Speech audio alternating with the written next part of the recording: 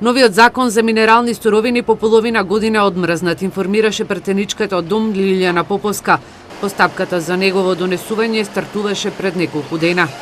Се одмрзна, беше замрзнат 6 месеци во собраниски процедури додека постоеше усогласување помеѓу пратеници за да се обезбеди мнозинство за гласање и помина на комисија за економија со одредени мали комисиски амандмани кои што произлегоа од јавната расправа. Очекуваме следната недела измените на законот за минерални суровини да поминат и во собрание. Партијата на Зелените е против отварање на нови рудници, додека старите кои веќе постојат и носат работни места, како што вели Поповска, треба да се под мониторинг во делот на заштитата на животната средина.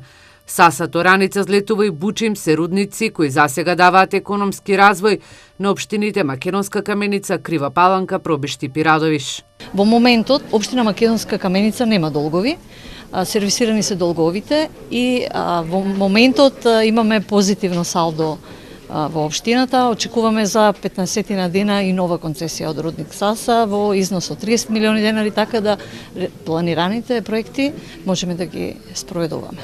Концесијата од Булмак или рудникот Злетово поранешен, редовно ја добиваме, квартално се исплаќа таа концесија, каде што ако споредиме со некои други општини каде што имаме рудници, општина Пробишти би била на последното место. Односно, концесијата, средствата кои што ги добива општина Пробишти по однос на концесија е 3,5 милиони некаде квартално или вкупно околу 14 милиони на годишно ниво.